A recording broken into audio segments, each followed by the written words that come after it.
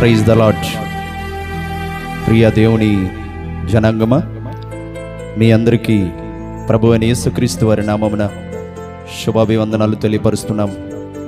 మంచిది నా ప్రియ దేవుని బిడ్డలారా, ఈ రోజున దేవుడిచ్చిన వాక్య భాగాన్ని జ్ఞాపకం చేసుకుందాం. పేతురు రాసిన మొదటి పత్రిక 2వ అధ్యాయము 5వ వచనంలో ఇలా ఉన్నది: మీరును సజీవమైన రాళ్ల వలె ఉండి ఆత్మ సంబంధమైన మందిరముగా కట్టబడుచున్నారు. మీరును సజీవమైన రాళ్ల వలె ఉండి ఆత్మ సంబంధమైన మందిరముగా కట్టబడుచున్నారు. నా ప్రియ దేవుని బిడ్డలారా, ప్రపంచంలో క్రైస్తవులుగా చెప్పబడుతున్నవారు దేవుని మందిరమునకు వెళ్తూ దేవుని మందిరములో ప్రవేశిస్తూ మరి భూ సంబంధంగా మనుషుల చేత కట్టబడిన దేవుని మందిరముగా కట్టబడిన ఆ మందిరములో క్రైస్తవులుగా చెప్పబడుతున్న వారు ప్రతి ఆదివారం ప్రతినిత్యం దేవుణ్ణి ఆరాధిస్తూ ఉన్నారు. మంచిదే. అయితే ప్రభువైన యేసుక్రీస్తు వారు క్రైస్తవులుగా చెప్పబడుతున్నటువంటి, క్రీస్తు బిడ్డలుగా చెప్పబడుతున్నటువంటి మనల్ని ఉద్దేశించి ఆయన ఏం చెప్తున్నాడంటే, మీరును సజీవమైన రాళ్ల వలె ఉండి ఆత్మ సంబంధమైన దేవుని మందిరాలుగా మీరు కట్టబడాలి అని ప్రభువైన యేసుక్రీస్తు వారు మాట్లాడుతూ ఉన్నాడు. మనందరము కూడా ప్రభువైన యేసుక్రీస్తు వారు ఏమని ఉద్దేశం కలిగి ఉన్నాడంటే, దేవుని మందిరాలకు వెళ్తున్న మనందరము కూడా ఆత్మ సంబంధమైన దేవుని మందిరాలుగా, సజీవమైన రాళ్ల వలె ఆత్మ సంబంధమైన దేవుని మందిరాలుగా మనమందరము కట్టబడాలని ప్రభువైన యేసుక్రీస్తు వారు తలంచి ఉన్నాడు. నా ప్రియ దేవుని బిడ్డలారా, మనుషుల చేత కట్టబడిన ఈ మందిరాలన్నీ కూడా ఒకనాటికి ఏమైపోతాయనంటే ఇక్కడే ఉండిపోతాయి, లేకపోతే కూలిపోతాయి, లేకపోతే పడివాయి పడద్రోయబడతాయి. అయితే దేవుని చేత, దేవుని వాక్యము చేత నీవు నేను సజీవమైన రాళ్ల వలె ఉండి ఆత్మ సంబంధమైన మందిరముగా నువ్వే కట్టబడాలి. Praise the lord. నా ప్రియ దేవుని బిడ్డలారా, నువ్వే ఒక దేవుని మందిరంగా కట్టబడాలి. దేవుని వాక్యము సజీవమైనది, దేవుని వాక్యము బలమైనది, దేవుని వాక్యము శక్తివంతమైనది. శక్తివంతమైన, సజీవమైన, బలమైన దేవుని వాక్యాన్ని వింటున్న నీవు నేను ఏమవుతూ ఉండాలి అనంటే, సజీవమైన రాయవలే, సజీవమైన రాయవలే దేవుని వాక్యం ద్వారా ఆత్మ సంబంధమైన దేవుని మందిరముగా నువ్వు కట్టబడాలి. సజీవమైన రాయి అంటే అది జీవము గల రాయి, అది కదిలే రాయి, అది అనేకులను కదిలించే రాయి. చూడండి, ఈ భూ సంబంధమైన రాళ్ళు చాలా ఉంటాయి. వాటితో మందిరాలు కడతారు, వాటితో గృహాలు కడతారు, వాటితో అపార్ట్మెంట్లు కడతారు.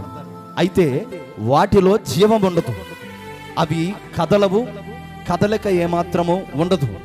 అయితే నా ప్రియ దేవుని బిడ్డలారా, నిజమైన క్రైస్తవుడు జీవము గల రాయి, నిజమైన క్రైస్తవుడు కదిలే రాయి, నిజమైన క్రైస్తవుడు అనేకులను కదిలించే రాయి అవ్వాలని ప్రభువైన యేసుక్రీస్తు వారు ఈ సాయంత్రకాల సమయంలో మాట్లాడుతూ ఉన్నాడు. నా ప్రియ దేవుని జనాంగమా, నీవు జీవము గల రాయి అవ్వాలి. నీలో జీవం ఉంటే, నీలో దేవుని వాక్యం ఉన్నప్పుడు నీవేమవుతావోనంటే అనేకులను నువ్వు కదిలిస్తావు. Praise the Lord. నీవున్న ఇంటిలో నీలో ఉన్నటువంటి జీవాన్ని బట్టి, నీలో ఉన్నటువంటి దేవుని ప్రభావాన్ని బట్టి నీవు దేవుని వైపు, నీ ఇంటి వారిని కదిలించే సజీవమైన రాయి వలె ఉన్నావా? నీ ఉన్న ప్రాంతంలో నీలో ఉన్న జీవమును బట్టి, నీలో ఉన్న దేవుని ప్రభావమును బట్టి నీ ప్రాంతాన్ని దేవుని వైపుకు కదిలిస్తున్నావా? పరిశుద్ధ గ్రంథంలో చూస్తే సమరయ స్త్రీ, నిజమే, లోకానుసారంగా బ్రతుకుతున్న స్త్రీయే, పాపాన్ని ప్రేమిస్తూ పాపపు పనులు చేస్తూ మధ్యాహ్నం వేళ ఒంటరిగా యాకోబు బావి దగ్గరకు వచ్చి నీళ్ళ కోసం వచ్చి మరి అపవిత్రమైన కార్యకలాపాలు చేస్తున్న ఆ సమరయ స్త్రీతో నా ప్రభువైన యేసుక్రీస్తు వారు ఆ మధ్యాహ్నం వేళ ఆమెతో మాట్లాడి ఆమె కళ్ళు తెరిచి ఆమెలో ఉన్నటువంటి పాపాన్ని పోగొట్టి పాపమనే కొండను పగలగొట్టించి మరలా సమరయ పట్టణం వైపుగా ఆమెను పంపగా ఆమె ఏం చేసింది? సమరయ పట్టణపు ప్రజలందరికీ నేను మెస్సయ్యను కనుగొన్నాను, నేనేంటో నాకు తెలియపరిచిన యేసయ్యను నేను ఈవేళ చూశాను రండి మీకు చూపిస్తాను అని పట్టణములో ఉన్న ప్రజలందరినీ ప్రభు వైపుకు కదిలించిందంటే నా ప్రియ దేవుని బిడ్డలారా, ఆమె కదిలించిన రాయి, ఆమె సజీవమైన రాయి. నా ప్రియ దేవుని జనాంగమా, ఒక సమరయ స్త్రీ పట్టణాన్ని కదిలించింది. నువ్వెంతమందిని కదిలిస్తున్నావు? నీ ఇంటి వారిని ప్రభు వైపుకు తిప్పుతున్నావా? నీ ప్రాంతాన్ని ప్రభు వైపుకు కదిలిస్తున్నావా? నీవే ఆత్మ సంబంధమైన దేవుని మందిరముగా కట్టబడినప్పుడు, నీవే పరిశుద్ధమైన దేవుని మందిరముగా కట్టబడినప్పుడు, నీ గుండెల్లో దేవుని వాక్యాన్ని నింపుకొని, నీ మదిలో దేవుని ప్రభావంతో నింపుకొని, నీ ప్రాంతాన్ని, నీ ఇంటి వారిని, నీ స్నేహితులను, నీ కొలీగ్స్ను, నీ ఫ్రెండ్స్ను, నీ రక్త సంబంధికుల్ని, నిన్ను బట్టి, నీలో ఉన్న దేవుని వాక్యాన్ని బట్టి ప్రాంతమంతటిని కదిలించి ప్రభు వైపుకు నువ్వు తిప్పగలిగితే నిన్ను బట్టి ప్రభు ఎంత ఆనందిస్తాడు.